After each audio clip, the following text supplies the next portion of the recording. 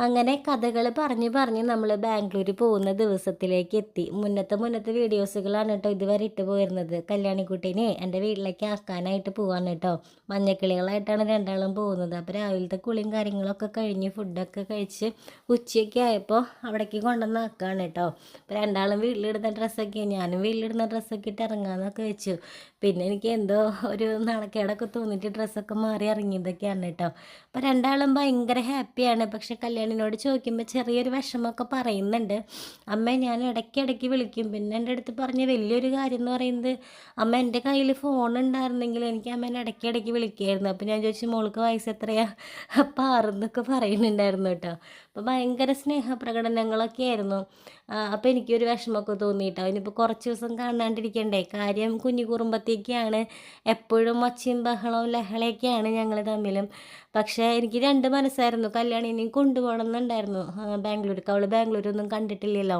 അപ്പോൾ ഒന്ന് കൊണ്ടുപോകണം എന്നുണ്ടായിരുന്നു. പക്ഷേ എനിക്ക് അവളുടെ ശരിയായ സ്വഭാവം നല്ല രീതിയിൽ അറിയാവുന്നത് കൊണ്ട് തന്നെ എനിക്ക് പേടിയായിരുന്നു.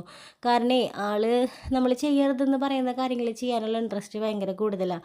അപ്പോൾ ഞാൻ വിചാരിച്ചു അപകടമൊന്നും ഇല്ലാണ്ടിരിക്കട്ടെ. നമ്മളിപ്പോൾ നമ്മുടെ ആഗ്രഹത്തിന് അവളെ കൊണ്ടുപോയിട്ട് എന്തെങ്കിലും അപകടങ്ങൾ വന്നു കഴിഞ്ഞാൽ അതിലും നല്ലത് അവൾ സേഫായിട്ട് എൻ്റെ വീട്ടിൽ നിൽക്കുന്നതല്ലേ. ഇത് വീട്ടിലെത്തിയപ്പോഴേ ഒരു തോട്ടിൽ കണ്ടില്ലേ ഒരു പാമ്പ് ചത്ത് കിടക്കുന്നു കേട്ടോ. അപ്പോൾ കല്യാണി ഇത് കണ്ടപ്പോൾ അമ്മ അതിങ്ങോട്ട് വരുമോ എന്നൊക്കെ ചോദിച്ചാൽ ഇല്ല ചത്ത് എടുക്കുകയാണ് എന്നൊക്കെ പറഞ്ഞിട്ട് ഞങ്ങൾ വീട്ടിലേക്ക് എത്തിയപ്പോഴും കണ്ണനെ ഉണ്ടല്ലോ ഇപ്പോൾ ഒരു കുഞ്ഞു ആവനെ പോലെയൊക്കെയാണ് കല്യാണിക്ക്. ആവേ ചേച്ചിയുടെ മോനെ എന്നൊക്കെ പറഞ്ഞിട്ടുള്ള കൊഞ്ചിക്കലൊക്കെയാണ് കേട്ടോ. അപ്പോൾ ചെന്ന് കണ്ണൻ അമ്മാമ്മയുടെ മടിയിൽ കയറി കുത്തിരിക്കുകയാണ്. കുറച്ച് നേരം ഞങ്ങളിങ്ങനെ ഇരുന്നു. പിന്നെ നമുക്ക് ട്രെയിനിൻ്റെ സമയമൊക്കെ ആവാറായിട്ടുണ്ടായിരുന്നു. ഈവനിങ്ങൊക്കെ ആയിട്ടുണ്ടായിരുന്നു. അപ്പോൾ അധികം നേരം നിൽക്കാൻ സമയമില്ല. സാധനങ്ങളൊക്കെ ഒരുവിധം ഒതുക്കിയൊക്കെ വെച്ചിട്ടാണ് കേട്ടോ ഞങ്ങൾ പോകുന്നത്. അപ്പോൾ കണ്ണൻ എന്തായാലും ഹാപ്പിയാണ്. ട്രെയിനിലൊക്കെ കയറാമല്ലോ എന്നുള്ള സന്തോഷത്തിലാണ്. പക്ഷെ കല്യാണിക്ക് വേറെ വിഷമമൊന്നുമില്ല. അമ്മാമ്മയുടെ കൂടെ ഇവിടെ തകർക്കാം എന്നുള്ള ഒരു ഇതിൽ തന്നെ കല്യാണി ഇരിക്കുന്ന വിഷമമൊന്നുമില്ല കേട്ടോ. പിന്നെ ഒരു വലിയ ലിസ്റ്റ് എൻ്റെ കയ്യിൽ തന്നിട്ടുണ്ട്. അമ്മ വരുമ്പോൾ ഇതൊക്കെ മേടിച്ചിട്ട് വരണം, അല്ലെങ്കിൽ പിന്നെ മിണ്ടില്ല എന്നൊക്കെ പറഞ്ഞിട്ട്. അപ്പോൾ ആ പാമ്പിനെ നോക്കുകയായിരുന്നു കേട്ടോ. അങ്ങോട്ട് ഞാൻ അങ്ങോട്ട് നോക്കണ്ട, അത് തന്നെ അങ്ങോട്ട് അഴുകി പൊക്കോളും എന്നൊക്കെ പറഞ്ഞപ്പോൾ ഇനി ഭാഗത്തേക്ക് വരെ എടുത്തിട്ട് അവിടെ പാമ്പ് എടുക്കുന്നുണ്ട് എന്നൊക്കെ പറഞ്ഞ് പേടിപ്പിക്കുന്നുണ്ട്. പൊക്കത്ത് കയറി ഇരിക്കുകയായിരുന്നു കേട്ടോ. അപ്പോൾ അത് കണ്ടിട്ട് കണ്ണന് ചിരി വരാൻ എൻ്റെ ഒക്കത്ത് കയറി ഇരിക്കുന്നത് കണ്ടിട്ട്.